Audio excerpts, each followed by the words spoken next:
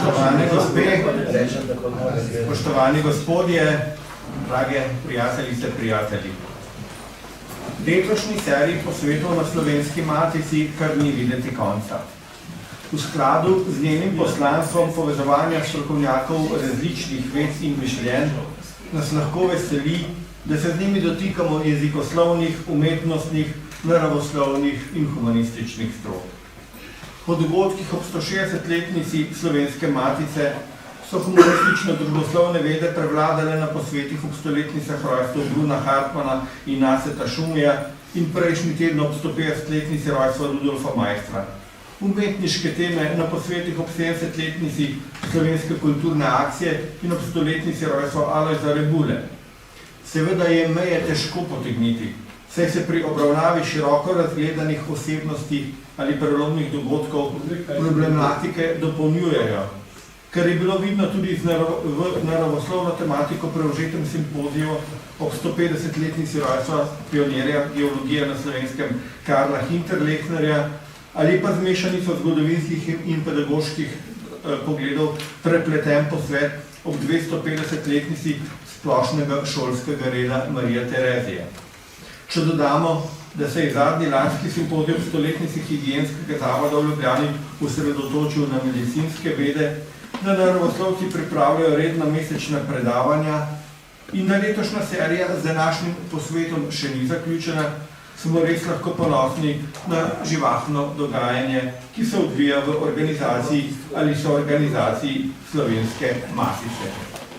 Tudi današnji simpozij sodi v verigo prepletan tematik, saj se bo dotikal politično-zgodovinskih in umetniških tem. Pa tudi dogodek, kot je večkrat običajno, poteka vse v sodelovanju več organizatorjev, tokrat dveh, Slovenske matice in Študijskega centra za narodno spravo.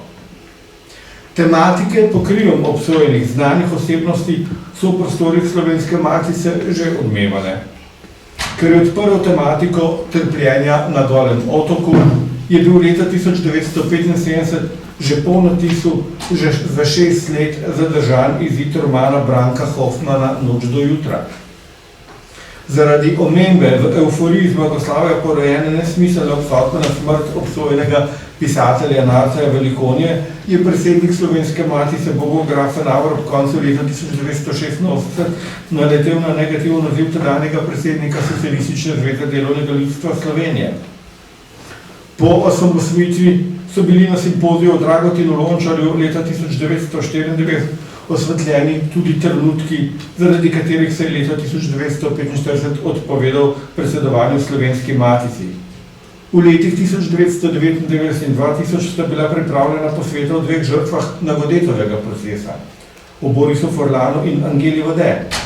Izsledki pa so bili naslednje leto objavljeni v zborniku Usoda slovenskih demokratičnih izobražencev Angela Vode in Boris Forlan, žrtvi Nagodetovega procesa. S primerno dozo umetniške svobode je problematika politične represije prisotna tudi v več knjigah iz literarne produkcije Slovenske matice. Tematika povojne politične represije, cenzurnih posegov ali drugačnih neprijetnosti, na katere so naleteli ljudje ob soočenju s komunističnimi oblastmi, se torej sporadično vrača v programski okvir Slovenske matice, danes pa bo v središču pozornosti usoda izobražencev obsojeni na dahovskih procesih. Procesi proti bivšim taboriščnikom, ki so se odvijali v letih 1948-1949, so le eden v seriji politično motiviranih sodnih procesov, ki jih je po prevzemu oblasti spodbudila nova vladajoča politična elita in bi jih lahko delili na 3 vrste oziroma po zaporedju na 3 stopnje političnih sodnih procesov. Prvi so potekali neposredno v letu po koncu vojne, ko naj bi na zatošnih klopeh sedeli predvsem najvišji predstavniki okupacijskih sil in njihovih sodelavcev, pa so se obsorodnih v številnih evropskih državah razlikovali po tem, da so med soobtožence pomešali še številne nasprotnike komunističnih veljakov, ki jim ni bilo mogoče dokazati sodelovanja v korist okupacijskih oblasti. V drugi vrsti sodnih procesov so na klopi za obtožne na sodiščih sedli sopotniki komunistov v odporniškem gibanju in politiki, ki so se izogibali sodelovanju s kolaboracionisti, pa tudi z osvobodilnim gibanjem pod vodstvom komunistov. V Srbiji je bil najbolj značilen primer političnega procesa iz te serije, s katerimi je bilo zaokroženo komunistično prevzemanje oblasti sodni postopek proti Dragoljubu Jovanoviću. Na Hrvaškem tako imenovani proces proti Tomi Jančikoviću in soobtoženim, v Sloveniji pa že omenjeni Nagodetov proces proti Črtomirju Nagodetu in soobtoženim. Dahovski procesi sodijo v tretjo serijo, ki jih je komunistična oblast sprožila, ko je bila oblast že trdno v njenih rokah. Po načinu izvedbe pa so najbolj spominjali na stalinistične sodne procese iz 30-ih let, saj so se proti obtoženim uporabljale vsakršne vrste torture, cilj pa jih ni bil le obsoditi, kot na primer obtožene iz prve serije povojnih sodnih procesov, temveč jih prisiliti, da sami priznajo zločine, ki jih niso storili.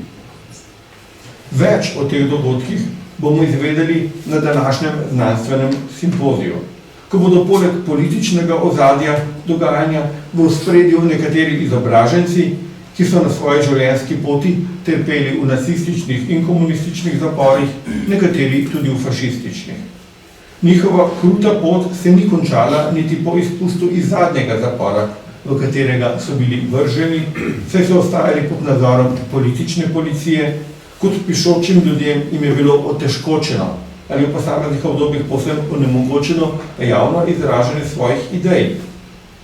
Dogodki, kot je današnji, so pripravljeni z željo, da bi bilo razkritih čim več doslej skritih podrobnosti, ki so jih referenti, ki se jim zahvaljujemo za sodelovanje, uspeli izbrskati iz sledov preteklosti. Kot je bilo že omenjeno, posvet se organizirata Slovenska matica in Študijski center za narodno spravo.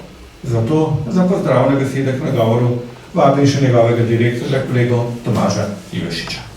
Spoštovani kolegi in kolegice, cenjeni gostje in udeleženci današnjega posveta. Prav lepo vas pozdravljam v imenu Študijskega centra za narodno spravo ter se uvodoma toplo zahvaljujem Slovenski matici za sodelovanje in iniciativo. Danes smo se zbrali, da obeležimo obletnico v dahovskih procesih, tem posebnem poglavju naše zgodovine, ki nosi spremljajoče zgodbe žalosti, krivic in neprecenljivega človeškega trpljenja. Ob tem nameravamo tudi počastiti spomin na vse tiste, ki so postali žrtve politično motiviranih procesov takoj po drugi svetovni vojni. Letos mineva 75 let od 10. dahovskega procesa, ki se odvija oktobra 1949. Skozi ta posvet se bomo spomnili teh usodnih zgodb, preučili zgodovinske dejavnike, ki so prevedli do teh procesov v najširšem horizontalnem in vertikalnem zgodovinskem bloku, ter izpostavili pomembnost ohranjanja spomina na preteklost. Sodobnim analitičnim pristopom bodo referenti osvetlili vprašanja represije, kršitev človekovih pravic ter spoštovanja dostojanstva vseh. Na posvetu bomo slišali različne perspektive strokovnjakov, ki se ukvarjajo s to tematiko. Zelo pomembno je, da se med seboj pogovarjamo in razpravljamo, saj zgolj skozi dialog lahko pridobimo globlje razumevanje preteklosti in vseh njenih implikacij na sedanjost. Naš cilj je torej, da se spomnimo, kaj se je zgodilo in se zavedamo, kot pravi matičin klic, da je človekovo dostojanstvo in sveto življenja vrednota, ki je ne smemo nikoli pozabiti. Zato vas vabim, da se aktivno udeležite razprav ob koncu panelov, da izmenjujete mnenja in poglede na današnjo temo. Iskrena hvala referentom, da ste se pridružili temu pomembnemu posvetu. Vsem želim obilico dobrih diskusij. Hvala. Začenjamo z prvim panelom, ki smo ga naslovili Represija na pohodu. Prva referentka je doktorica Tamara Grisar-Pečar, dolgoletna vodja raziskovalnega programa na Študijskem centru za narodno spravo. Njen prispevek pa ima naslov Politično motivirani procesi po drugi svetovni vojni. Spoštovani, vse prav lepo pozdravljam. Komunistična partija je v Sloveniji med drugo svetovno vojno zlorabila upor proti okupatorju s ciljem prevzema oblasti in s tem povzročila krvavo državljansko vojno. Da konsolidira svojo oblast po koncu vojne, je takoj začela preganjati vse dejanske in domnevne nasprotnike Sledili so povojni umori slovenskih vojnih ujetnikov in civilistov, ustanavljali so koncentracijska in delovna taborišča, od konca vojne pa so potekali tudi množični politični sodni procesi. Sodstvo je v skladu s celotnim strateškim načrtom nove komunistične oblasti postalo instrument politike, bilo je, kot navaja Milko Mikola, eno najučinkovitejših sredstev za zatiranje notranjih sovražnikov. Osnovno načelo povojne oblasti je bilo enotnost oblasti in kot poudarja Lovro Šturm, to načelo, citiram, ki je dejansko pomenilo monopolno oblast vladajoče komunistične partije, ni moglo priznati sodišč kot neodvisnih in samostojnih organov države. Vsa oblast naj bi izhajala iz ljudstva in ljudstvo naj bi neposredno sodilo po svojem občutku. To je bilo mnenje, ki je v Rusiji prevladovalo po oktobrski revoluciji. Edvard Kardel je 4. decembra 1945 izjavil, da sodišča morajo, citiram seveda, da sodišča morajo soditi, kakor hoče partija. Leta 70 pa, da so bili procesi instrument politike komunistične partije. Režimski pravnik Ljubomir Cohn pa je celo dejal, da so bili procesi, citiram, neke vrste inštitucija političnega sistema, poglavitno sredstvo za doseganje zmag v dejanskih socialno-političnih spopadih, pa tudi v pričakovanih, domnevnih ali samo namišljenih.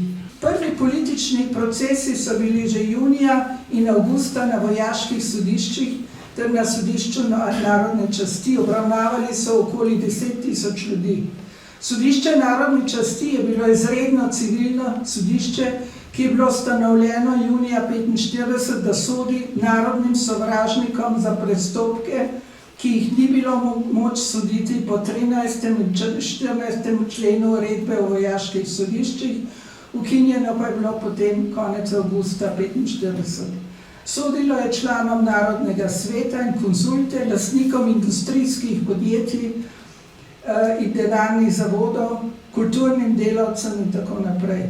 Pred posameznimi senati sodišča narodne časti je bilo obsojenih 3025 oseb na izgubo narodne časti, prisilno delo in zaplembo premoženja. Sredi septembra 1945 so začela delovati civilna sodišča, na katerih so se prav tako odvijali politični procesi proti industrijskim podjetnikom, trgovcem, kmetom, proti predstavnikom katoliške cerkve, proti pripadnikom ilegalnih skupin, skratka proti dejanskim in domnevnim nasprotnikom nove oblasti. Katoliška cerkev je bila sovražnik številka 1, ker je ostala še edina organizacija, ki je komunistična partija ni mogla doživeti, saj je bil njen vrh v Rimu.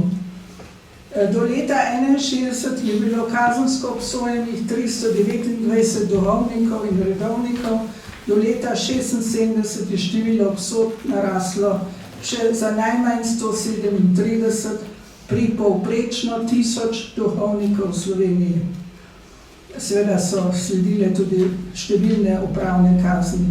Te so se v naslednjih letih, potem od leta 1961 naprej še zelo stopnjevale. Žal o administrativnih kaznih nimamo točnih podatkov. Druga skupina, ki so jo množično sodili, so bili kmetje. Oblast je hotela izvesti kolektivizacijo kmetijstva po sovjetskem vzorcu. Sicer so se začeli ukrepi proti kmetom že leta 1945, vendar so bili množični tako imenovani kulaški procesi šele po resoluciji Forberoja. Leta 1950 je bilo kazensko obsojenih 406 kmetov in 1908 upravno kaznovanih. Posebnost povojnega sodstva do leta 1951, ko je bil sprejet nov kazenski zakonik, je bila vloga OZNE oziroma Uprave državne varnosti, torej UDBE, Ni upravljala samo nalogo obveščevalne službe in tajne policije, temveč si je prisvojila tudi kazensko preiskavo. Razvila je postopek, katerega cilj je bil obtoženčevo priznanje. Da je dosegla priznanje domnevne krivde, uporabila različna represivna sredstva, med njimi samico, temnico, nočna zasliševanja, lakoto, katastrofalne higienske razmere in tako bi lahko poljubno nadaljevala. Tožilstvo je dobilo vpogled v gradivo šele, ko je Ozna končala preiskavo in poslala na tožilstvo predlog o postavitvi pred obtožbo. Predtem je izvedla selekcijo gradiva in izločila vse, kar bi lahko razbremenilo obtoženca, po potrebi pa je tudi podtaknila ponarejeno gradivo. Vzorec za povojne montirane procese je bil Kočevski proces, torej oktobra 1943. Ustavni sodnik Klemen Jaklič je v svojem ločenem mnenju poudaril, da ni šlo za pravo sodišče, ker akterji sploh niso imeli sodne oblasti. Jemanje življenj mimo sodišča oziroma sojenja ter v nasprotju z načeli civiliziranih narodov je v pravni kvalifikaciji vojno, hudodelstvo in zločin proti človečnosti. Kočevski proces je to bil. Po vojni se je poudarjalo, da je bil Kočevski proces izredno pomemben za razvoj kazenskega prava in pravosodja v nastajajoči državi in režimski pravniki so celo trdili, da je bil izpeljan po splošno veljavnih pravnih normah, kršitve pa so bile več kot očitne. Bilo je kar nekaj skupinskih procesov, katerih so sodili predstavnikom določenih organizacij in skupin, od katerih se je komunistična oblast čutila ogrožena. Namen je bila likvidacija potencialne opozicije in ustrahovanje ljudi. Torej, sploh ni šlo za subjektivno krivdo skupine, kateri je posameznik pripadal.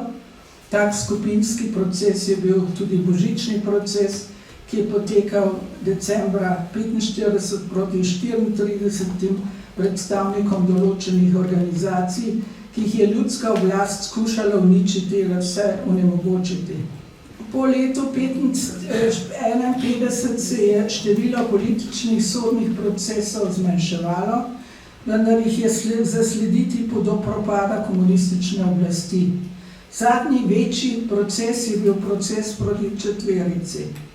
Leta 1945 je bilo v Sloveniji na vojaških sodiščih in sodiščih narodne časti obsojenih okoli 10.000 oseb.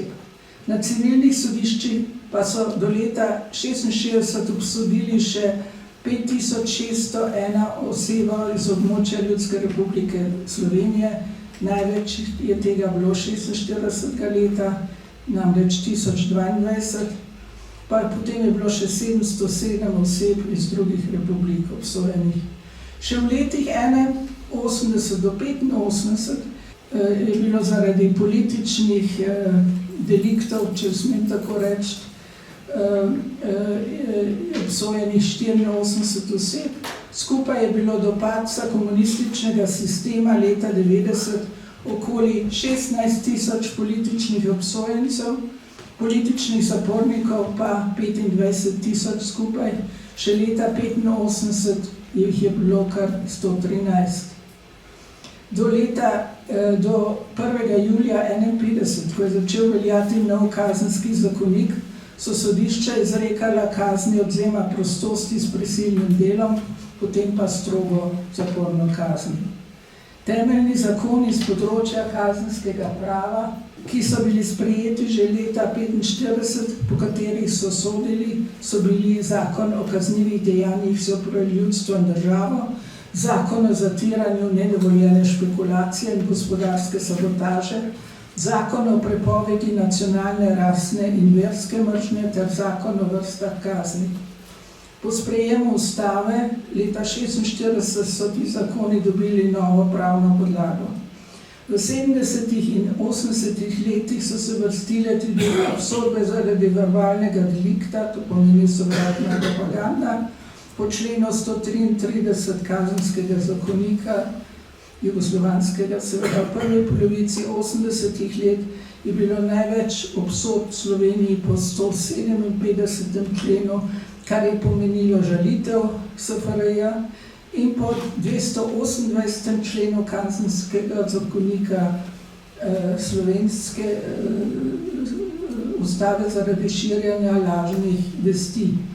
Ustavno sodišče samostojne države Slovenija je opredelilo komunistično sodstvo in prišlo do ugotovitve, citiram, da novejše pravne in zgodovinske raziskave primarnih virov iz zgodovinskih arhivov izkazujejo, da tedanja sodišča niso bila samostojna, neodvisna in nepristranska oblast, bila so orodje za izvajanje revolucije, bič v rokah ljudstva, učinkovito sredstvo za uničenje ljudskih škodljivcev, borbeni organ za preganjanje razrednega sovražnika, podrejena upravnemu aparatu in monopolni komunistični partiji.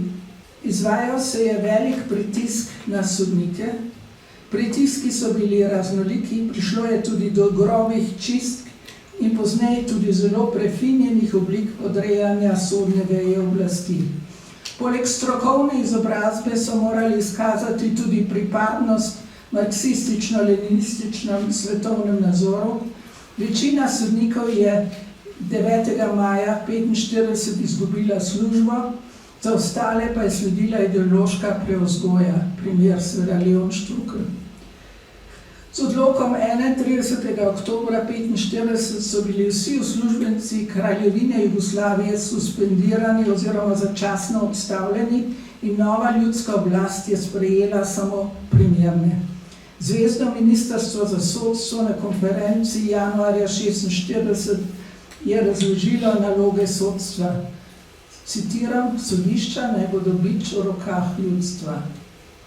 Revolucionarno sodstvo pa je imelo še druge posebnosti. Taka posebnost je bila tudi ustanova sodnikov laikov, ki jo je po tako imenovanju osvoboditvi leta 1945 začasna ljudska skupščina zasidrala v zakonu o organizaciji ljudskih sodišč.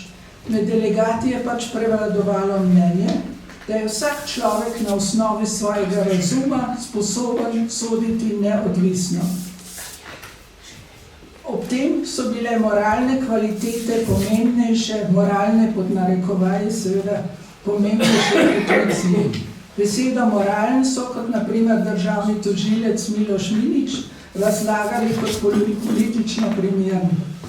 Seveda so bili sodniki tudi lahko pravniki, če so bili brezmejno vdani, če pa je bila alternativa med vdanimi, neukimi laiki ali nelojalnimi pravniki, je bilo po Minićevem mnenju potrebno dati prednost laikom. Sodišče naj bi bila, citiram, trdnjava, iz katere bo ljudstvo obračunavalo s svojimi sovražniki. Leta 1947 je bilo v prvem tromesečju kar 17% takih sodnikov laikov. Izrekali so kazni, ki jih zakon ni poznal. Sodniki laiki so bili torej vse do leta 1951. Tudi javno tožilstvo ni bilo neodvisno. Javni tožilci je sicer igral čisto po sovjetskem vzorcu izredno močno vlogo. Tožilci so bili preizkušeni kadri in povezava tožilstva s partijo je bila očitna. Tudi odvetniki niso bili neodvisni, predvojne pravne norme niso bile več veljavne, že takoj po vojni je bilo okoli 20 odvetnikov črtanih zaradi protinarodnega in protidržavnega delovanja med okupacijo, samo tisti, ki so bili na seznamu Ministrstva za pravosodje Ljudske republike Slovenije, so smeli nastopati kot branilci na sodiščih in so lahko zastopali svoje kliente pred oblastnimi organi. To pa ni bilo dovolj, njihova primernost se je neprestano preverjala, zato se je seznam odvetnikov tudi nenehno spreminjal. Zagovorniki, ki so se na procesih preveč zavzemali za obtožence, so bili odstranjeni, tak primer je na primer Ljuba Brenner. Dachau Dahovski procesi, ki so potekali v letih 1948-1949, niso bili edini procesi proti internirancem v koncentracijskem taborišču Dachau. Kot vemo, je bilo v Dachau nekaj tisoč Slovencev. Prvič so se znašli Dahovci na zatožni klopi že takoj po vojni na božičnem procesu leta 1945. Bili so privedeni delno proti njihove volji nazaj v Jugoslavijo. Namen božičnega procesa je bil razkrinkanje bivših meščanskih strank in slovenskega izdajalskega klera. Med tistimi, ki so pod prisilo jih vrnili iz Dachau 10. junija, so bili tudi domobranski oficirji, ki so ilegalno delali med vojno proti okupatorju. 7 ti so bili izročeni na Jugoslovanski narodni komitej v Dachau je poskrbel za to, da so bili vrnjeni in 7 članov tega komiteja so se potem znašli tudi v istem zaporu kot skupina, ki je bila vrnjena. Podobno kot za kočevski proces oktobra 1943 so tudi za božični proces skrbno zbirali primerne kandidate, pa tudi za druge, to je samo primer. Izdelali so razne sezname. Ozna je po prihodnji preiskavi predala tožilstvo kar 3 kazenske prijave 2. avgusta proti 57 osebam, 25. avgusta proti 11 in 26. novembra proti 34. Ta zadnja številka je potem tudi veljala. Proces je bil dobro pripravljen, poskrbeli so za primerno propagando, javnost je bila pri vseh političnih procesih posebnega pomena, časopisi in radio so proces spremljali in predčasno pripravili teren za končno obsodbo, ki je bila tako in tako že vnaprej določena. Občinstvo je bilo skrbno izbrano, vstopali so v dvorano z posebnimi stopnicami, ki so jih delili okrožni odbori Osvobodilne fronte po svoji izbiri. Svojci pa niso imeli dostopa.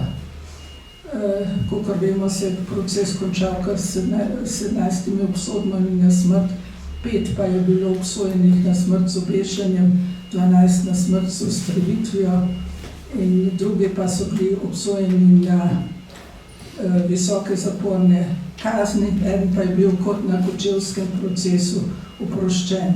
Imel je celo poseben udoben stol na sodišču.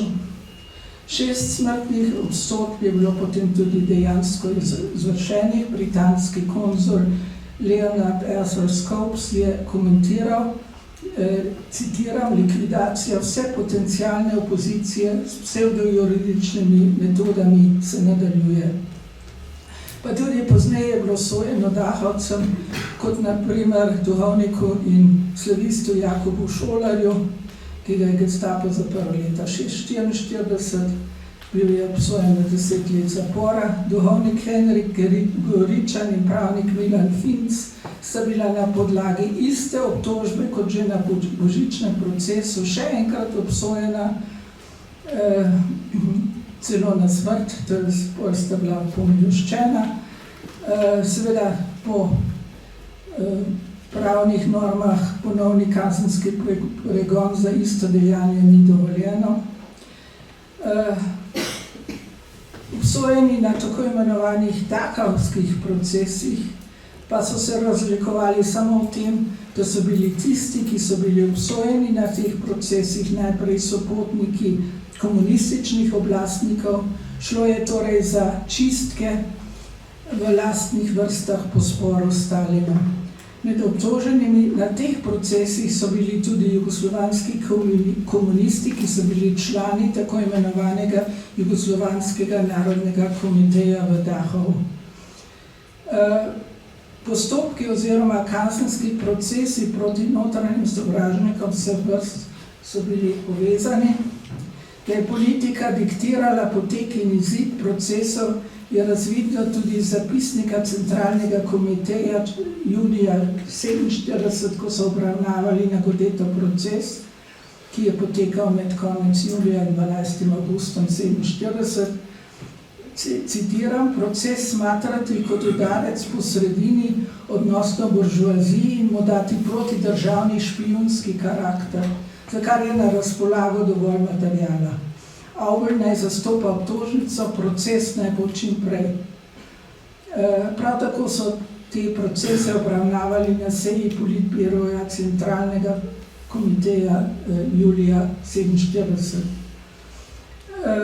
Takrat se je tudi začel proces pred vojaškim sodiščem 4. armade proti Friedrichu Rainerju in potem pa pred senatom Vrhovnega sodišča, kot se je rekla, proti Črtomirju, Nagodetu in 14. soobtoženem skupini liberalno usmerjenih intelektualcev, ki so bili člani Stare pravde. Čeprav na tem procesu sicer ni bilo sojeno nobenemu duhovniku, so obravnavali tudi stike škofijskega ordinariata s tujino. Bi še marsikaj lahko rekla. Na koncu bi opozorila tudi še na en vidik. Torej, proizvedli so tudi proces proti Mirku Bitencu aprila 1948. Naravnan je bil tako, da obrne pozornost proč od Dil z Osvaldovega sodnega procesa, najpomembnejšega dahovskega procesa, seveda, ki so potekali v javnosti pred vojaškim sodiščem armade.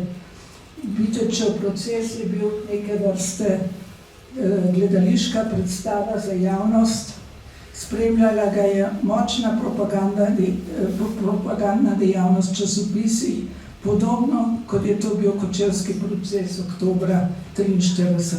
Takrat so prikrivali dogajanje v ozadju, namreč da je voz po hitrih postopkih umoril nekaj 100 ljudi. Hvala lepa.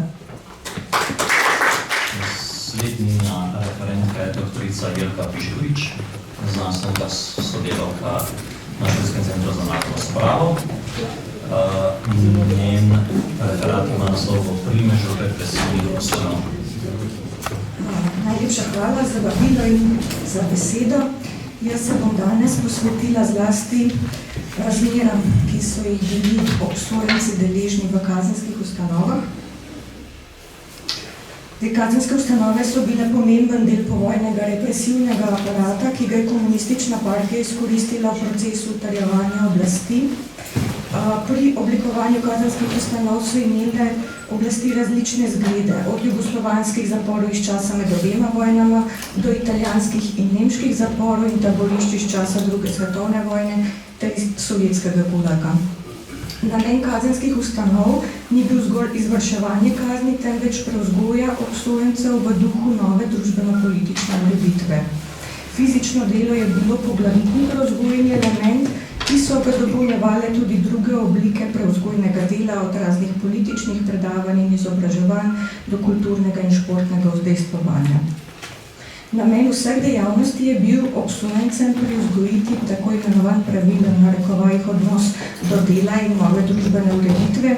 Fizično delo je bilo poleg privzgojnega tudi gospodarski moment. Obsojenci so namreč predstavljali poceni delovno silo, ki so jo izkoristili pri projektih povojne obnove in izpolnjevanja 5-letnega plana. Pogosto so morali opravljati težka fizična dela, kljub temu pa so prejemali skromno prehrano in bivali v neprimernih razmerah brez ustrezne oskrbe. Izvajanje kazni je spremljalo tudi fizično in psihično nasilje, občutili so ga zlasti tisti, ki so bili obsojeni iz političnih razlogov. To pomeni tisti, ki so jim očitali, da skušajo zrušiti obstoječo državno ureditev ali da ogrožajo enakopravnost in bratstvo jugoslovanskih narodov ter ljudsko oblast kot temeljne pridobitve narodno-osvobodilnega boja. Oblast sama je pripornike in obsojence delila na politične in kriminalne, kar se vidi v statistikah obsojencev. Tukaj imamo eno številko 5600. Zdaj v arhivu Ministrstva za pravosodje so bili pa leta 2007 odkriti tudi kartoni političnih zapornikov, to je bil en kovinski predalnik, katerim je bilo vloženih okoli 5500 kartonov tistih političnih obsojencev, ki so bili obsojeni in zaprti v Sloveniji. Proces razčlovečenja se je za obsojene pričel že ob aretaciji, neprimerne življenjske razmere v kazenskih ustanovah, pritiski, psihična in fizična utrujenost so podkopavali njihovo zdravje in razum, stigma zapora pa se jih je držala tudi po prestani kazni. Centralni zapori v Oznu oziroma kasneje Udbe so bili preiskovalni zapor za tiste posameznike, ki so bili osumljeni političnih kaznivih dejanj in pa pogosto njihova prva postojanka v tem sistemu kazenskih ustanov. Jaz tukaj sem zbrala dva dokumenta, ki se nanašata na pisatelja Igorja Torkarja, glede na to, da danes se posvečamo dahovskim procesom.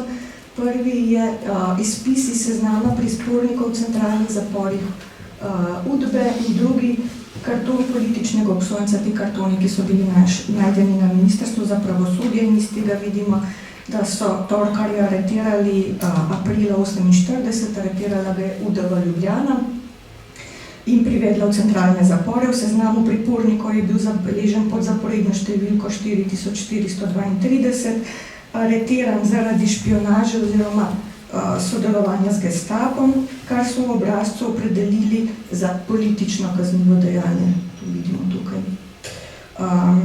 Preiskavo proti Torkarju in soobtoženim je vodilo javno tožilstvo za mesto Ljubljana, ki je tudi spisalo obtožnico. Nekdanje prisilne delavnice na Poljanskem nasipu, kjer so se nahajali centralni zapori, so postale zapor v času druge svetovne vojne.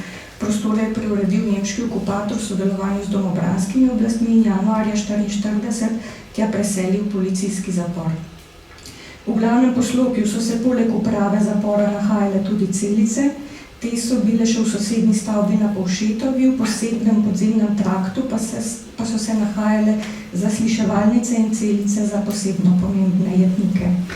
Maja 1945 prostore prevzame Ozna in prvi priporniki so bili tja prepeljani 12. maja. Ena od poglavitnih nalog Ozne, kasneje Udbe, je bila spremljanje dejanskih in domnevnih političnih nasprotnikov, bila je tudi glavni akter v kazenskih preiskavah proti političnim pripornikom. V 6 knjig, ki vsebujejo sezname priprtih, je bilo med 12. majem 1945 in 16. decembrom 1953 upisanih več kot 12.000 pripornikov. Zadnji priporniki so bili iz centralnih zaporov premeščeni v KPD Ljubljana 18. decembra 1953. Delo Ozne in Udbe je potekalo v popolni tajnosti, tako da o dogajanju in razmerah v centralnih zaporih največ izvemo iz spominov in zapisov tistih, ki so bili tam zaprti. Tukaj imam spet nekaj odlomkov iz knjige Umiranje na obroke. Zdaj, zlasti ta prvi, v bistvu Torkar zelo strnjeno opiše, kako so priporniki prišli v prisilne delavnice.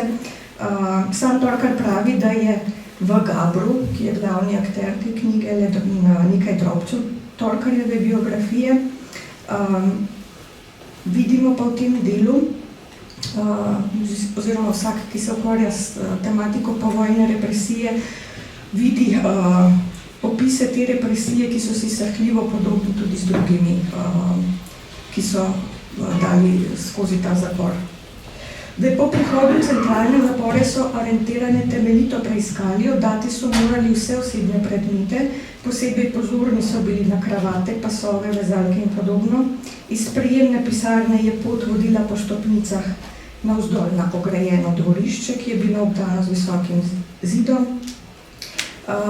Nekateri v spominih opisujejo, da je sredi dvorišča stala visoka stavba z majhnimi in ozkimi okni, v kateri so bile samice.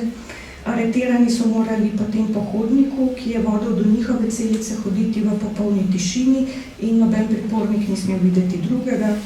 Celice so bile opremljene z železno posteljo, slamarico, mizico in stolčkom, vrčem za vodo in kiblo. Majhno zamreženo okno se je dvigalo visoko nad tlemi, vrata so imela dvojno kukalo, večje s poličko, kjer so preiskovanci dobivali hrano, manjše je imelo zaklopko, preko katere je paznik opazoval, kaj pripornik dela. Hrana je bila revna, večina opisuje, da so za zajtrk dobili redko kavo in kruh, za kosilo in večerjo redko juho. Jutranje bujenje je naznanjala glasna sirena, zvečer pa oznanjala, da se smejo priporniki vleči. V kleti so se nahajale posebne celice, tako imenovani bunkerji. Betonski pod, opremljen le z leseno desko za ležanje, brez odeje, brez dnevne svetlobe. Luč so jednikom prižigali le po nekaj ur na dan, prehod od popolne teme na svetlobo je bil boleč, poleg tega so jedniki v teh celicah izgubili občutek za čas. Pripornike so običajno že zelo kmalu po aretaciji odpeljali na prvo zaslišanje. Metode zasliševanj, ki jih je uporabljala varnost, pa so imele namen izsiliti priznanje. Nad priporniki so izvajali tako fizično kot psihično nasilje, pogosto so jih zasliševali po noči, njihovi zasliševalci so se menjavali, zasliševali so jih stoje ali pod lučjo, jim grozili, tudi pretepali. To lahko preberete tudi iz teh odlomkov, drugih dveh odlomkov, predvsem kako je vplivala ta močna luč, žaromet na obsojenca in kako utrujeni so bili po zasliševanjih. Med posameznimi zasliševanji so jih zapirali v temnice, to je v bunkerje, kjer so bile razmere najslabše.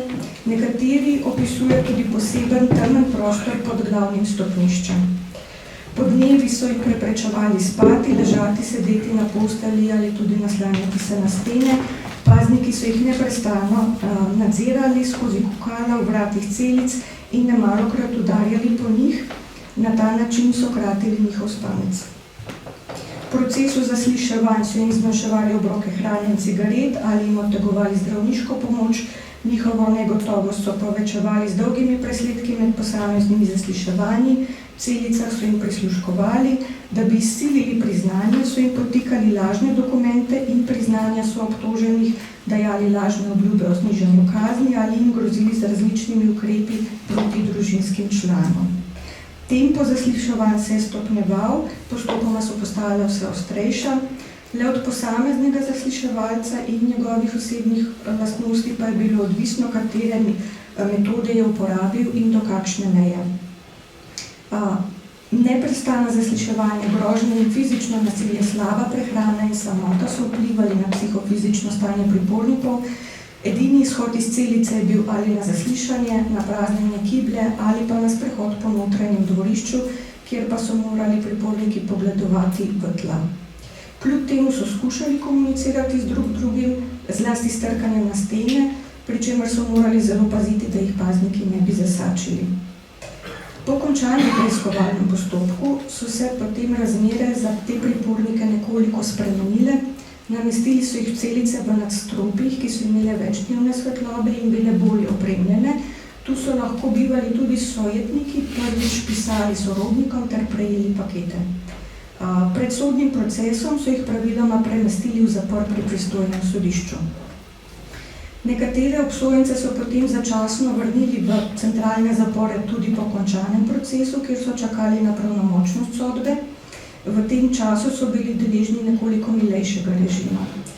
Pri tem pa izstopa usoda mnogih na smrt obsojenih iz prvega dahovskega procesa. Ti naj bi bili namreč zaprti v posebnem delu centralnih zaporov tudi po pravnomočnosti sodbe, kjer so živeli v neznosnih razmerah in popolnoma izolirani od ostalih zaprtih. Uradno usmrčeni maja 1948, dejansko pa naj bi bili šele novembra 1950.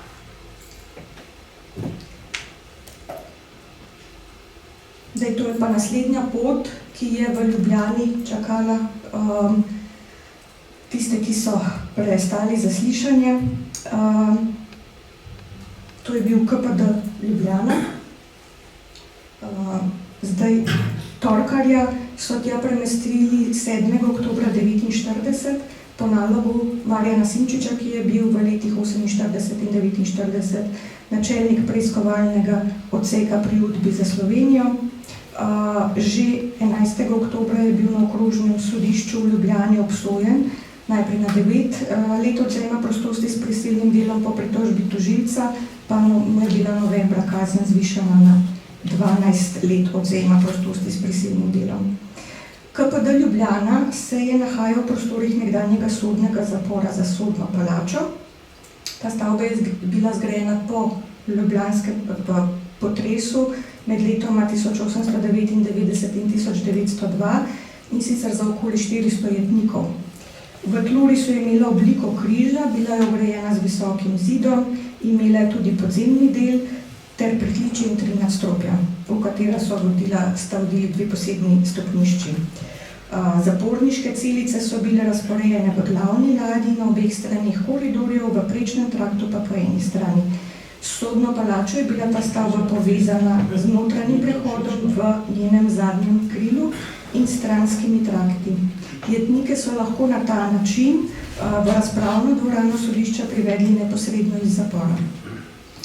Med drugo svetovno vojno ta zapor najprej prevzame italijanska okupacijska oblast, potem nemška, maja 1945 pa je zapor, tako kot vsa druga taborišča in zapore, sprva prevzela Ozna. Ministrstvo za notranje zadeve LRS je upravo nad posameznimi kazenskimi zavodi in taborišči, sem je spadal tudi ta ljubljanski zapor, prevzelo šele v začetku septembra 1945. Kazensko-poboljševalni zavodi oziroma domovi so bili namenjeni pristajanju daljših prostorskih kazni in so bili v taki obliki ustanovljeni leta 1946. V Sloveniji so bili 4 kazensko-poboljševalni zavodi, 3 za moške in 1 za ženske, poleg njih pa še okrožni in okrajni zapori. KPD Ljubljana je bil sprva zapor mešanega tipa, v njem so se namreč nahajali tudi priporniki, mladoletne osebe in ženske. Obsojence so po prihodu KPD Ljubljana najprej praviloma namestili v večje skupinske sobe, nato pa jih premestili v manjše. Celice so bile različno velike in urejene, nekatere so bile umazane, polne bolh in stenic, druge v nekoliko boljšem stanju, tretje še vedno brez oken, ki so bila poškodovana ob eksploziji na železniški postaji junija 1945. Ustanovo so v povojnih letih zaznamovale zlasti prostorska stiska ter slabe bivanjske razmere. Ko je ministrstvo od Ozne prevzelo prostore nekdanjega sodnega zapora v Ljubljani, se je tam nahajalo skoraj 1200 jetnikov, kljub temu, da so tekom leta 1946 uspeli zmanjšati njihovo število, je tukaj kmalu začelo zopet naraščati, zlasti po letu 1948. Tukaj moram pojasniti to statistiko. V bistvu za prve 2 leti imamo podatke za vse, tako za obsojence kot za pripornike. Pa tudi statistike se po letih razlikujejo, najbolj temeljite so za leto 1948, ko dobimo tudi mesečne statistike. Zdaj leta 1951 je to številka prikazuje povprečno število obsojenih v zaporu, medtem ko ostale številke večinoma prikazujejo na začetku ali na koncu leta. Na začetku ali na koncu leta bi praviloma manjše število obsojencev v zaporu zaradi različnih pomilostitev, zato je mogoče tista številka leta 1951 tudi majčkeno izstopa. Primanjkovalo je v zaporu tudi opreme, glede na to, da je bil tako prenatrpan, primanjkovalo je postelj in slamaric, zaradi česar so spali tudi po 2 na posteljo, na slamaricah na tleh, prav tako ni bilo odej dovolj, posteljnine in perila, higienske in zdravstvene razmere so bile slabe. Kljub temu pa so bile razmere za jetnike vseeno boljše kot v centralnih zaporih. Tukaj so lahko ležali in spali tudi čez dan, dobivali so nekoliko boljšo hrano, rednih zasliševanj kot v preiskovalnem zaporu niso bili več deležni, a kljub temu so v pripravljenosti čakali, da jih pokličejo na zasliševanje. Tukaj spet en odlomek torkarjev, se pravi, postal je človeško bitje brez slehernih pravic. Kaznovalna politika je bila v rokah upravnika kazenskega zavoda in njegovega pomočnika, pogosto prepuščena njuni samovolji. Za izvajanje kazni osamitve so uporabljali posebno celico, bunker je tudi tu imenovana, da glede na različne opise v spominih lahko sklepamo, da jih je bilo celo več. Bunkerji so se nahajali v kletnih prostorih stavbe na Miklošičevi.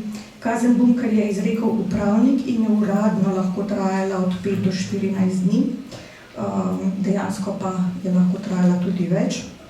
Obsojenci so bili z bunkerjem kaznovani tudi za manjše prestopke. Prostor je bil vlažen, z betonskimi tlemi, pozimi ledeno mrzel, poleti vroč in zatohel.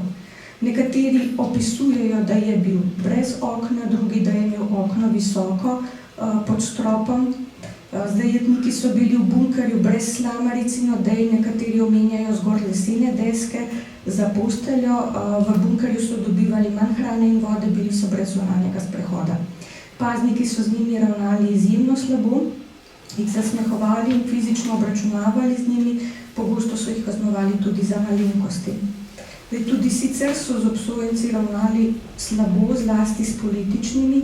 Ti so bili praviloma deležni strožje obravnave, zasliševanja in zasmehovanja, pogosteje so bili izolirani, onemogočali so jim stike z domačimi, jim odrekali zdravniško pomoč in sprehode, za manjše prestopke so obsojence kaznovali z odvzemom paketov, pošte, zmanjšanjem obrokov hrane in večanjem delovnih obveznosti. Pazniki so imeli proste roke pri ravnanju z njimi, bali so se tudi tako imenovanih cinkarjev, ki so jih vodstvo zavoda in pazniki pridobili za pomoč pri nadzoru, zlasti s prisluškovanjem in provociranjem. Del kaznovalne politike je bilo tudi premeščanje iz celice v celico. Obsojence so premeščali tudi iz ene kazenske ustanove v drugo, pri čemer se nekatere premestitve v KPD Maribor in KPD Novo mesto omenjajo kot posledica disciplinske kazni.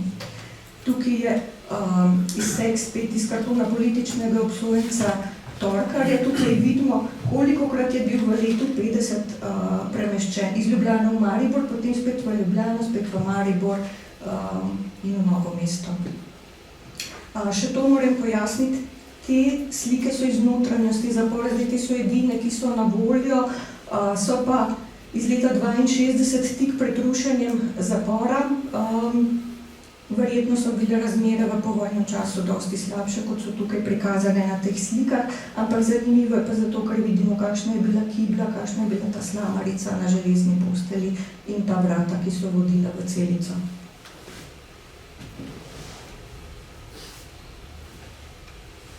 Zdaj, glavni element prevzgoje je bilo fizično delo, ki je imelo, kot sem že rekla, tudi gospodarski element.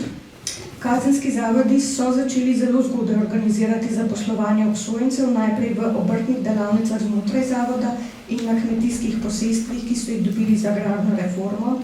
Zaradi prostorske stiske se je uprava KPD Ljubljana kmalu začela truditi, da bi čim več obsojencev ne samo delalo, ampak tudi bivalo izven zavoda. Najprej so za potrebe obrtnih delavnic in kmetijskega posestva preuredili v vojni požgani Ižanski grad, nato so obsojence poslali še na delovišče Litostroja, kjer so bile razmere izjemno težke, ter doma in upravnega poslopja Narodne milice na Slomškovi. Po letu 1949, ko sta bili uvedeni kazen poboljševalnega dela in prisilni upravni ukrep družbeno-koristnega dela, je bilo v Ljubljani in njeni okolici organiziranih še več delovišč in taborišč. Tukaj v bistvu s sodelavko dr. Matejo Čok-Kladnik sva letos izdali eno knjigo, v katerem sva prikazali vse te lokacije. Tukaj je tudi zemljevid, ta prvi je za Ljubljano, tukaj je pa še malo okolica prikazana, kje so bili. Zdaj, to je, kar sva mi uspele najti, so pa sigurno obstajale še druge lokacije, ki še mogoče še niso identificirane. Se pravi, na teh taboriščih so bili nastanjeni tako obsojenci kot upravno kaznovani, gradili so šolo za miličnike v Tacnu in hidrocentralo Medvode, ustanovljena so bila posebna taborišča v Šiški, v Trnovem, na Žalah, odkoder so obsojence pošiljali na različna delovišča, opravljali so zlasti težaška gradbena dela ali sodelovali pri obnovi infrastrukture. Delali pa so tudi v nekaterih ljubljanskih podjetjih. Tisti obsojenci, ki so bili obsojeni na 10 in več let prostorske kazni, praviloma niso odhajali na zunanja delovišča, so pa morali opravljati različna dela znotraj zavoda. Te opisane razmere so se nadaljevale do prve polovice 50-ih let, potem je pa ta neka najhujša ostrina in najhujše razmere začelo postopoma popuščati. Ukinjati so začeli delovišča in taborišča v Ljubljani in njeni okolici, zadnje so bile ukinjene v letu 1953, decembra 1953 so izpričani zadnji priporniki v centralnih zaporih na Poljanskem nasipu, kazensko poboljševalni dom Ljubljana je bil ukinjen s 1. januarjem 1954 in namesto tega sta bila ustanovljena dva nova, na Inigu in v Škofji Loki. V stavbi na Miklošičevi cesti je še nekaj let ostal okrajni zapor, porušili so šele v začetku 60-ih let. Tukaj pa še en odlomek za konec. Torkar je bil pogojno izpuščen aprila 1952, tako kot mnoge druge obsojence se je tudi njega po odhodu na prostost držala stigma zapora. Po prestani prostostni kazni je moral prestati še kazen izgube političnih in državljanskih pravic, to je pomenilo, da je bil brez službe, da ni mogel objavljati literarnih del, tako da, kot je sam zapisal, je bil ta zapor za njega še hujši kot samota v celici. Najlepša hvala.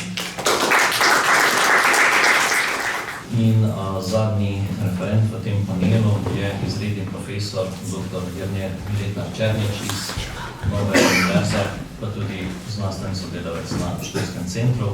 Njegov referat pa ima naslov Kršitev mednarodnih standardov pravice do poštenega sojenja v datumskih procesih. Lep pozdrav vsem skupaj, hvala lepa za vabilo Matici, tudi študijskem centru, hvala Ignacija, hvala Tomaž. Tudi veseljem je, da vidim prijateljske obraze kolegov, ki že dolgo časa nisem videl. Ja, naše predavanje v bistvu se nanaša na pravico do poštenega sojenja v času datumskih procesov. Poskušamo odgovoriti, ali so datumski procesi spoštovali takrat obstoječe mednarodne standarde varstva pravice do poštenega sojenja. A veste, ko sem raziskoval, ko sem se pripravil na našo predstavitev, pa tudi sem raziskoval to temo, me je izredno presenetilo, ki se s tem nisem ukvarjal, me je izredno presenetilo, da v tem z vidika pravne stroke ni bilo veliko napisanega. Še posebej z vidika prava človekovih pravic, kazenskega prava. Edino tisto glavno poročilo iz leta 1990 je bilo napisano v strani oseb, ki so bili v bistvu protagonisti, samo nekateri izmed njih so bili protagonisti tistega obdobja, še posebej študija v tistem delu, ki ste ga uredila Ivanič in Zihar, z vidika prava je napisal pokojni profesor Državne pravne fakultete Univerze v Ljubljani, Ljubo Vocem. Potem skoraj nič napisanega z vidika poštenega sojenja, kot da se ta proces ne bi zgodil, nekaj diplomskih del potem pred 5, 6, 7 leti. Res vprašanje, če za vse nas v pravni stroki, zakaj se nismo tega lotili, ko je bilo toliko napisanega o nuremberških procesih.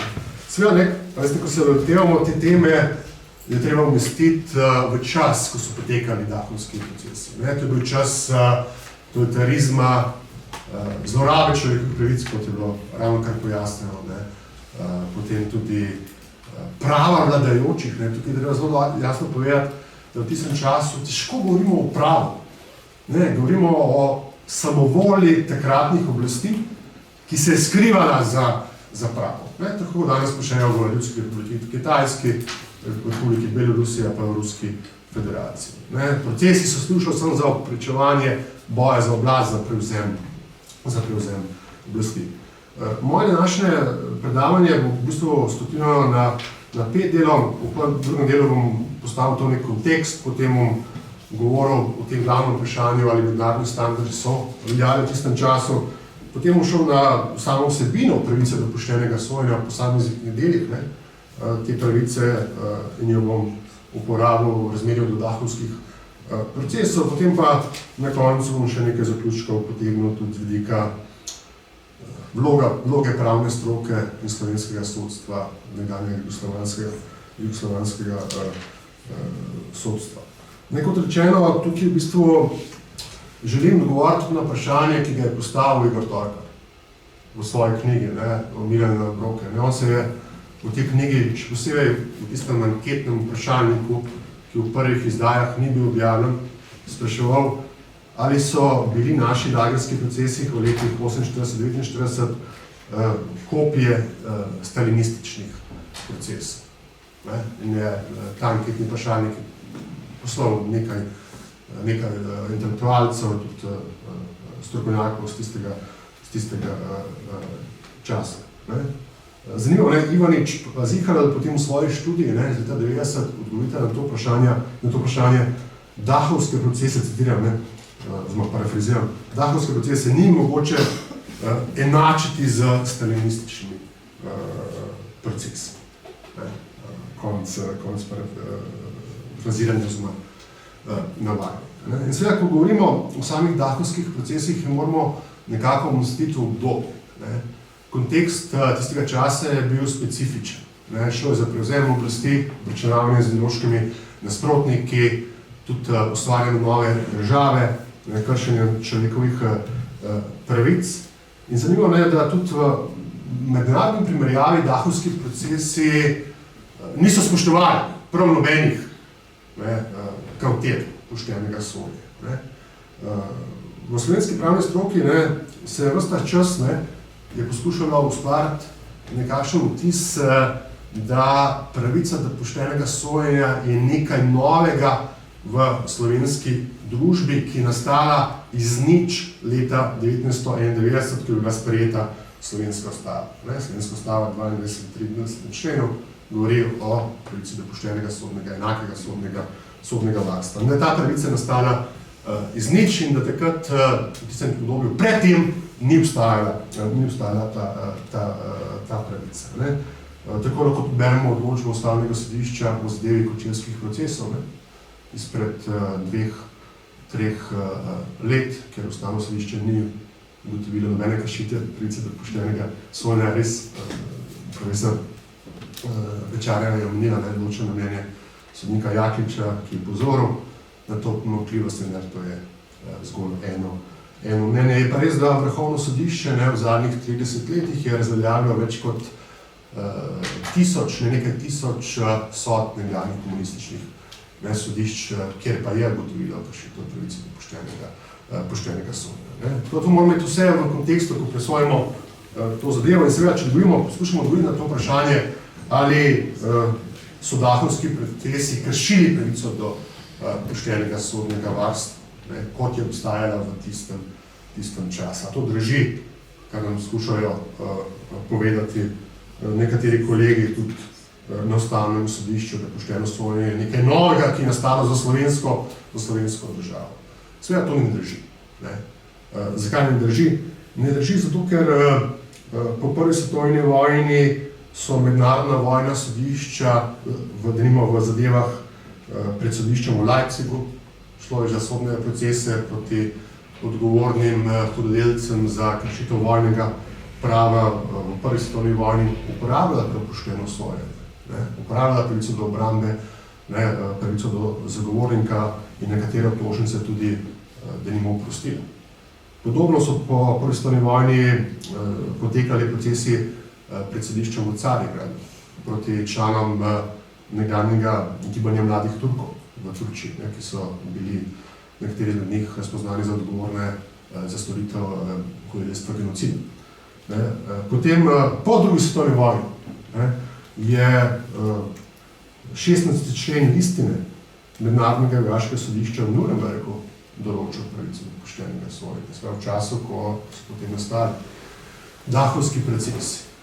Tako da podlaga za pošteno sojenje je obstajala tako v mednarodnem pogodbenem pravu, spravo listina Nuremberškega sodišča, kot tudi v mednarodnem običajnem praksu, ki je v bistvu sta praksa držav, praksa sodišč. Zato, ker tukaj ne moremo govoriti, da sodišča, podeleženci, spravo ljudje, ki so sodelovali v teh postopkih, sodniki, odvetniki, tožilci, niso vedeli, kaj je to pošteno sojenje. Še dobro so vedeli, zakaj gre to pošteno sojenje. So zavestno sodelovali proti te pravici, zato da so lahko upravičili prevzem oblasti in obračun z političnimi nasprotniki. Dajmo se zdaj vprašati, kakšna je bila pa vsebina pravice do poštenega sojenja, kako lahko to apliciramo na dahovskih procesih, po samih sestavnih delih. Zagotovo večina izmed vas pozna te glavne postulate poštenega sojenja. Prvi postulat, prvi del zakonito sodišče. A je šlo v primeru ljudskih sodišč, vojaških sodišč, ki so sodila v dahovskih procesih za zakonito sodišče. Ali gre za zakonito sodišče, če gre za sodišče v neki totalitarni državi, ki temelji na pravu vladajočih in ki sistematično krši človekove pravice, krši pravice pripornikov, kot ste pokazali. Zagotovo ne. Potem vojaška sodišča. Vojaška sodišča praviloma niso v skladu z pojmom zakonitega sodišča. Razen če seveda na vojaških sodiščih tudi sodi večina prav. Potem glede same sestave sodišča. Gospa Lisa Pečar je pokazala, da so v teh postopkih sodelovali številni sodniki laiki, ste povedali 70%. Zanimivo je pogledati, koliko je bilo teh sodnikov laikov v dahovskih procesih. Se dolgo potrditi, da je bilo ta sodnik še višji kot v vseh ostalih postopkih. Tukaj vam samo za uvod želim pokazati sestavo sodišča v procesu Dil Oswald. 4 sodniki so sodelovali v tem procesu. Predsednik je bil Jože Šegedin, res pravnik, predvojno izobražen, kasneje tudi vrhovni sodnik sodišča Republike Slovenije. Potem major Mirko Logar, sam nisem našel nobenih informacij o tem gospodu, zdi se, da je bil partizan, vojak. Potem poročnik Gruje Čurguš, tudi vojak, partizan, nepravnika.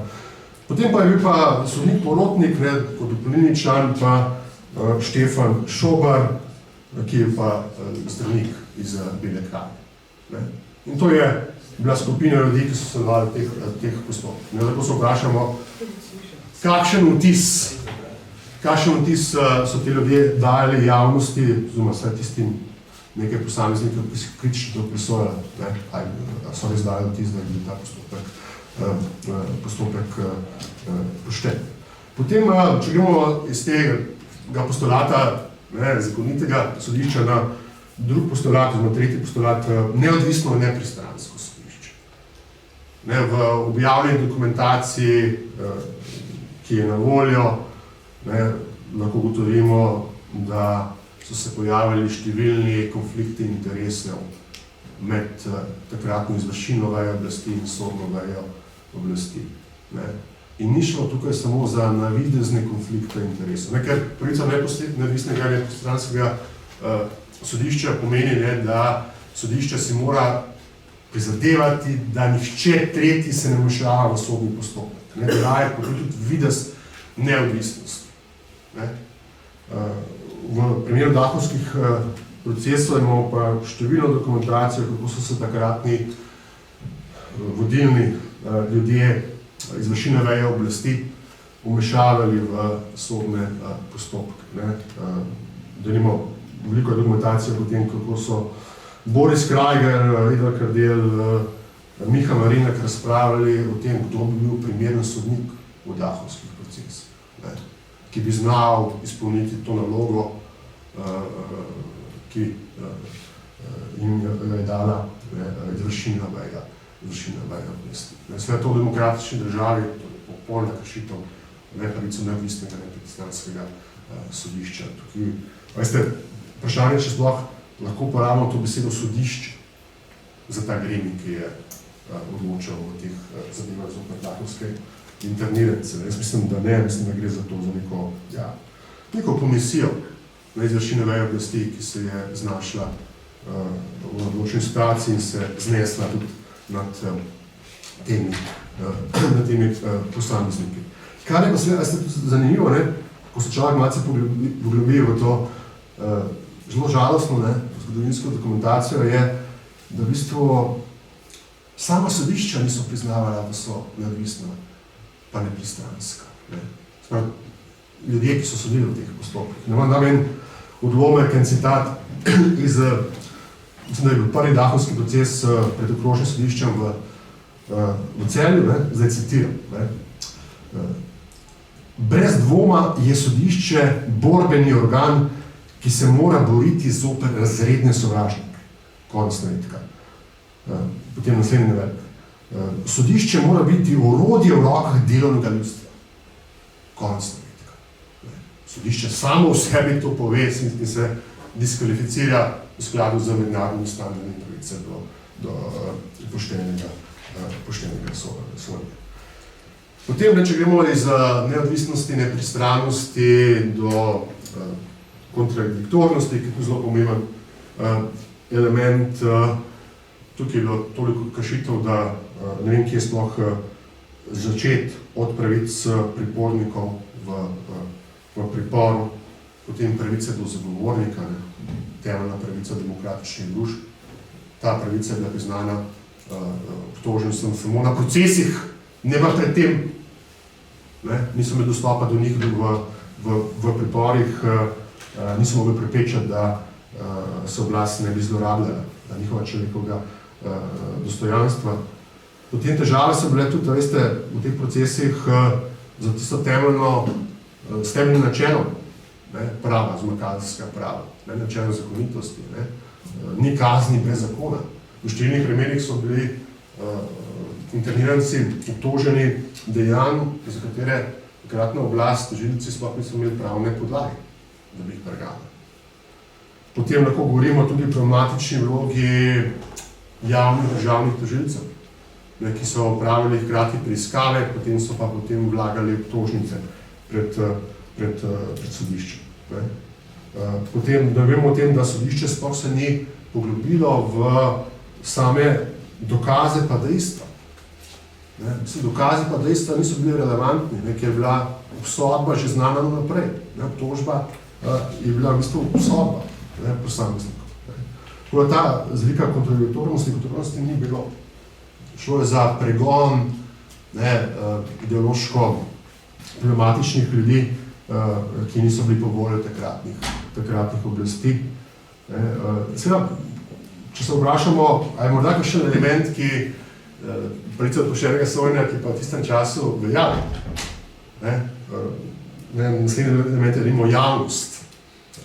Lahko bi rekli, ok, javnost, vse je bil, dahovski protesti so bili zelo javni, nekateri so bili prenašani tudi na, če se ne motim, na prvem programu Radia Ljubljane v tistem času.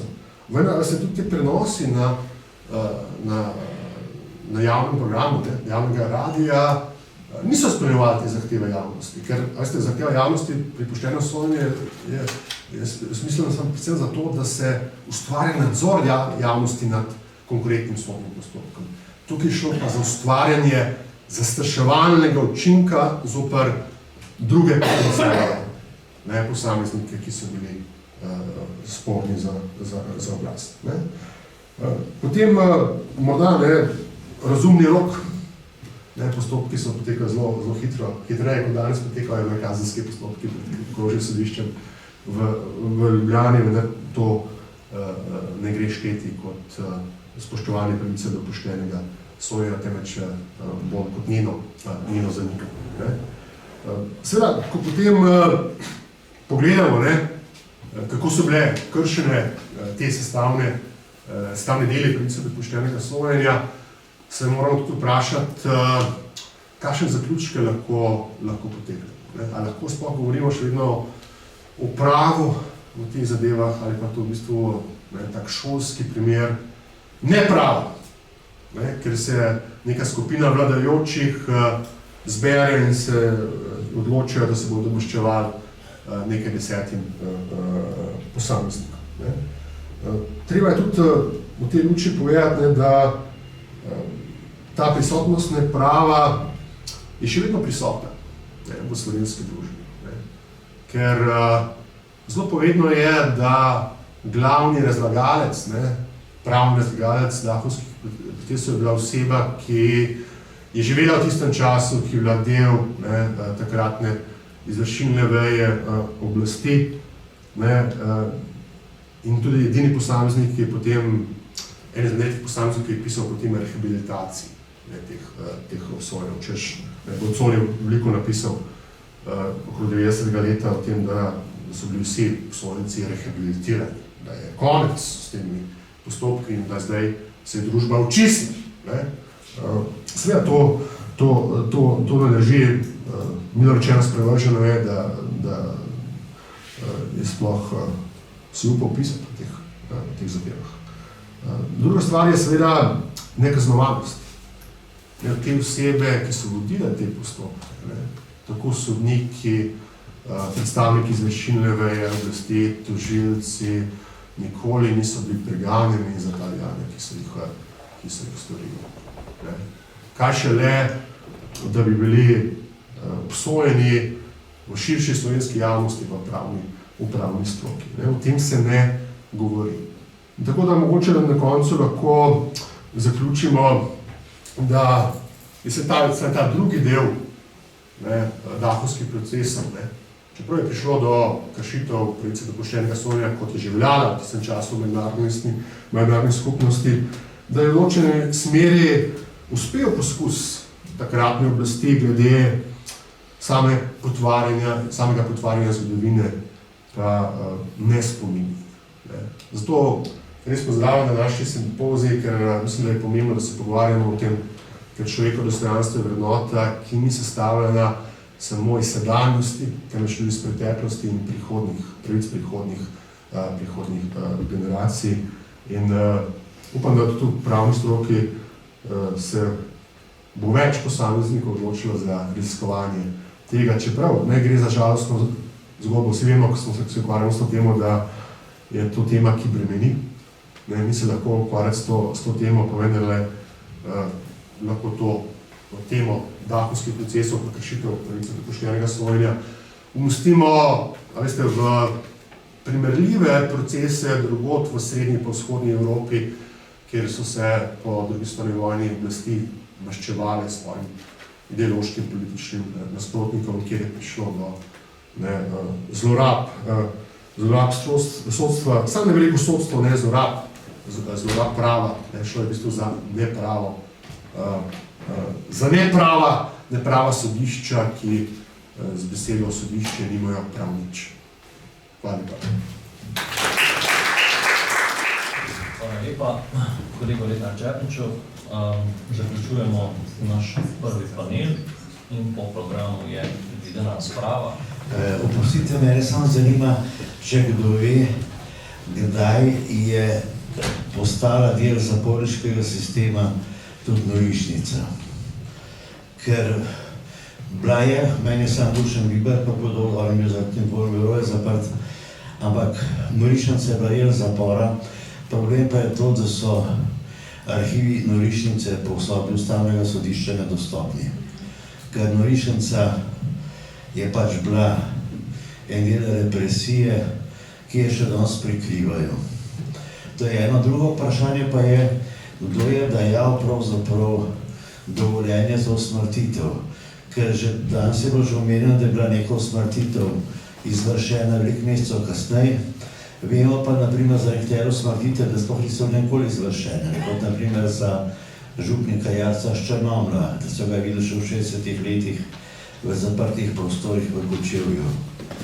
In tretje vprašanje pa je, pravzaprav koliko je vse bilo omenjeno, žal s karte ne vidim, pa edino niti v spominu, da je bil kdaj videl, ampak kot vemo, so bili bunkerji Ozne, celo naprimer v hotelu Slon.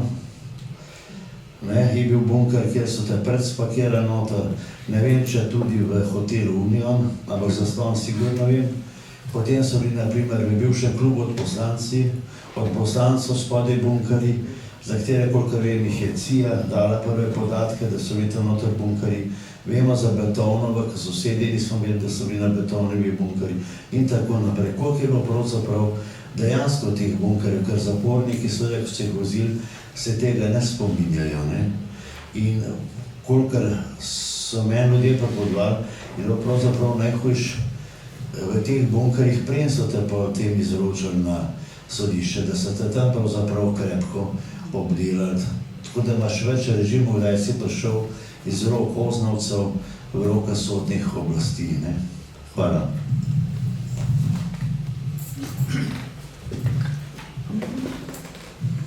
Ja, najlepša hvala za vprašanje. Žal je res tako, kot ste že sami omenili, da manjka dokumentacije. Te zaporniške celice na Brtovnovi recimo, edini dokument, ki obstaja, je iz leta 1951, ko se razmerja začnejo počasi spreminjati, in v tistem dokumentu ga imenujejo samo kot tako imenovani ilegalni zapor, v narekovajih je tudi tam zapisano. Zdaj imenujejo ga kot zapor ljudske milice, glede na to, da je pa tudi v družbi drugih OZNInih zaporov, bi lahko sklepali pač iz tega, da ga je uporabljala tudi OZNA, kaj več pa iz tega ne moremo zaključiti. Ne? Isto velja za usmrtitve, če na začetku še dobimo podatke, potem podatkov o usmrtitvah recimo v mapah obsojenih ali kjerkoli drugih. Tako da, žal, manjka dokumentacije, iz katere bi lahko razbrali to.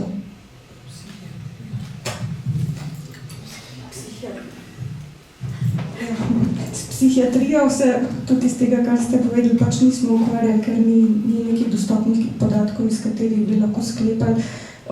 Sama pričevanja, vsaj ta, ki so javno objavljena ali zapisana, posebej ne omenjajo psihiatrije, tako da žal jaz nimam nobenih podatkov tudi o tem. Hvala. Še kakšno vprašanje? Bi pa rad kolega Lepnerja Černiča vprašal, obstaja kakšen zakon, kakšna kodifikacija pravice do poštenega sojenja?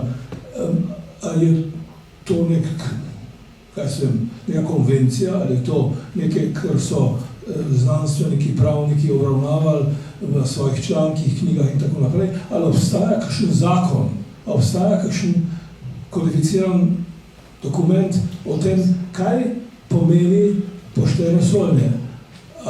Je to, da tako rečem, računsko, pojmovno, raziskano, razdelano, zapisano, nek dokument, na katerega se delimo, sodnik lahko sklicuje ali pa seveda to ignorira. Ja, v našem času to vse obstaja, ne? To je 6. člen Evropske konvencije o varstvu človekovih pravic, ki je originalni dokument za varstvo človekovih pravic. V našem slovenskem pravnem redu so pa to 22. in 23. člen Ustave, ki določa pošteno sojenje za vsemi temi sestavnimi deli, ki sem jih pojasnil v tistem času, mogoče je to zanimivo, če v tistem času. V Ustavi nič konkretnega ne piše, koliko dni, kakšni kvadratni metri, finance in take stvari. So pa tista temeljna načela, nepristransko, neodvisno sodišče, potem kontradiktornost, javno sojenje, sojenje v razumnem roku. Seveda potem področje zakon ima potem to bolj pojasnilo. Seveda v tistem času je zanimivo, ali je bilo že kje napisano v kakšni pogodbi, kaj je to pošteno sojenje. Pa tudi lahko rečemo, da je že obstajalo na tako imenovanih Haških konvencijah o mednarodnem vojnem pravu. Je bilo določeno, da vsi vojni ujetniki zaslužijo pravico do poštenega sojenja, ki vključuje nepristransko, neodvisno, zakonito sodišče. Kar je potem tudi potrdila sodna praksa v teh leipziških pa istanbulskih sodnih procesih. Tako da ta pravica je res temeljna pravica demokratičnih družb in že obstaja več kot stoletje v mednarodni skupnosti in zavezuje vse institucije, zavezuje tudi takratno oblast po drugi svetovni vojni.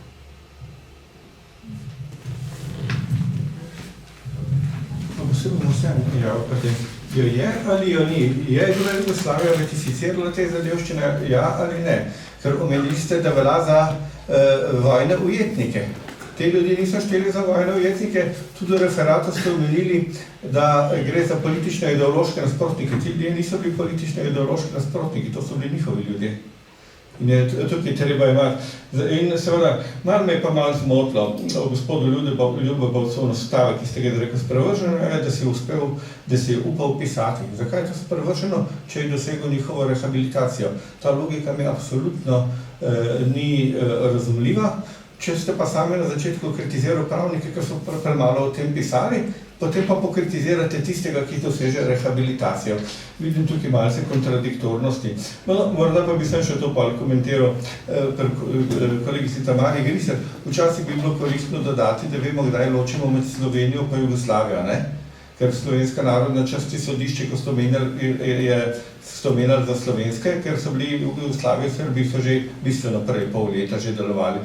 Je taka stvar dobro dati ta podatek dodatni, ker tudi pol obsojeni, ko ste govorili še o politične, torej 70. pa 80. leta, 133. člen, ko ste omenili številko, takrat se pravzaprav v Sloveniji več po 133. členu več ni sodila, v 80-ih več tega nimamo. Tako da je včasih dobro dodati to distinkcijo, kaj je specifično slovenskega, pa kaj je splošno jugoslovanskega.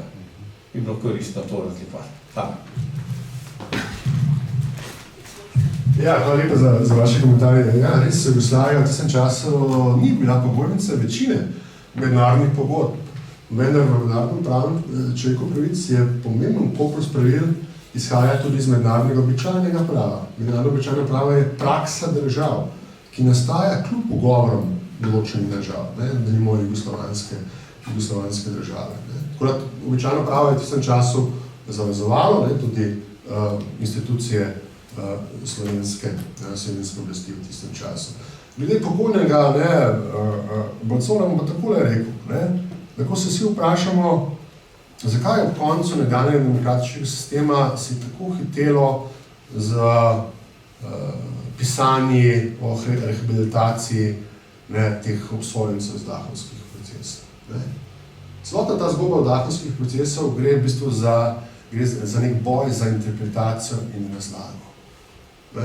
In zato je ta oseba, ki je bila vključena, lahko spremlja, da ta gospod, ta oseba je bil deležnik tistega časa, jaz ne vem, če je sodeloval pri teh odločitvah, zagotovo je bil deležnik blizu takratne izvršilne veje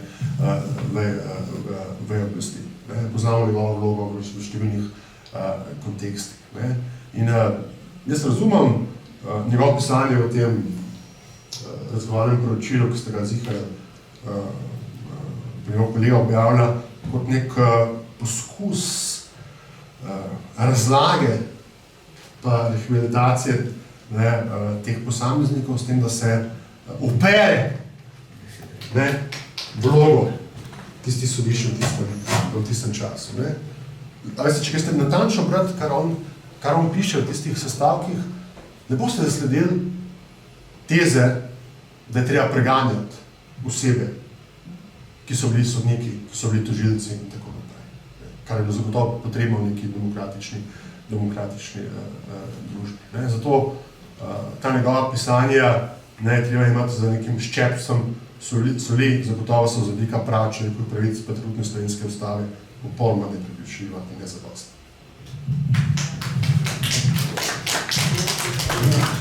Jaz bi samo z tega vidika šel.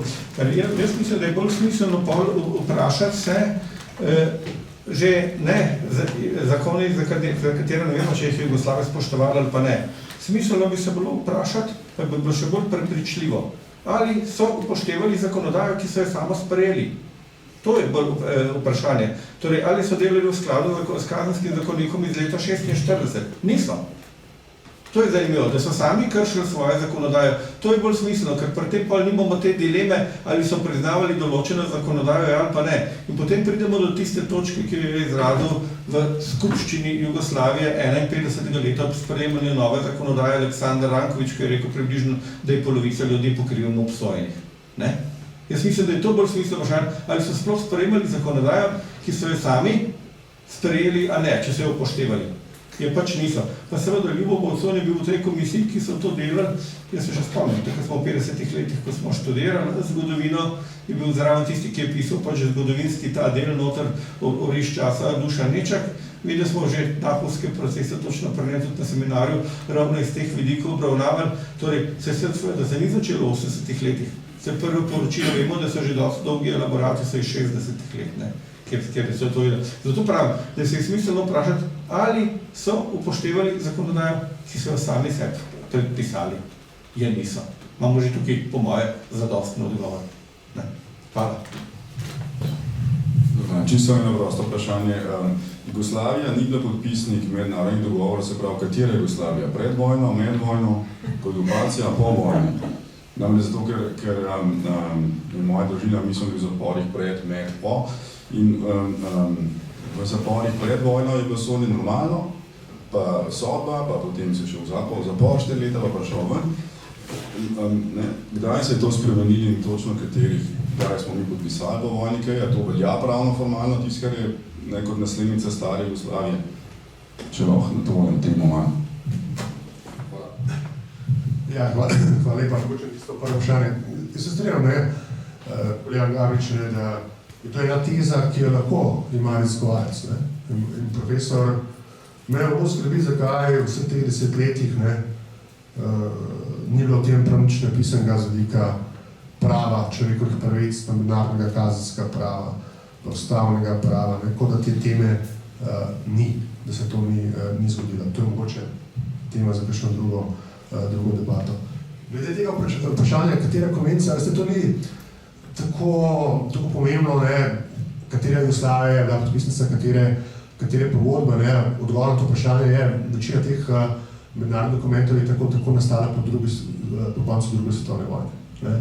In Jugoslavija, kot številni izmed nas veste, se je takrat, denimo 10. decembra 1948 vzdržala na glasovanju o sprejetju splošne deklaracije o človekovih pravicah v Parizu na generalni skupščini OZN kot ene izmed 8 nekdanjih socialističnih, komunističnih držav.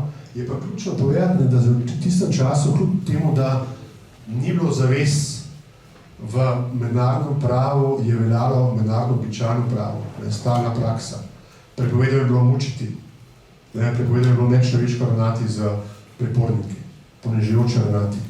Prepovedano je bila zloraba pravice do poštenega sojenja, prepovedano so bili sodni umori. To izhaja vse iz prakse držav, ki je zaznamovala tudi jugoslovansko državo pred, med, po drugi svetovni vojni. Samo dve stvari. Prvič, če poznate zgodovine Komunistične partije Slovenije, so si slovenski komunisti pred drugo svetovno vojno zelo želeli sojenja v Sloveniji, ker je bilo to sodstvo bolj pravično, bolj normalno. To pomeni, da neka pravna praksa je že bila, ki je bila boljša, to je eno. Drugo, pa seveda bi rad upozoril, da ti procesi o razveljavljanju, to so bili razveljavljeni postopki, nihče pa ni bil opran krivde. Prosim, to je zelo in zato seveda tudi niso sodnikov neč, ker so rekli, ja, postopek ni bil prav izpeljan, noben pa ni bil oproščen zaradi tega krivde. Noben od teh, ki so bili po krivem obsojeni, ni razrešen zaradi dolžnega. Bila je samo napaka v postopku. Bi pa rad upozoril, da zdajle prav opazujem, bi rekel, to razliko med, jaz ko rečem temu, med avstrijsko zgodovinsko šolo in pa slovensko, ker avstrijska zgodovinska šola ima veliko smisla za pravo, slovenskega ima pa zelo malo.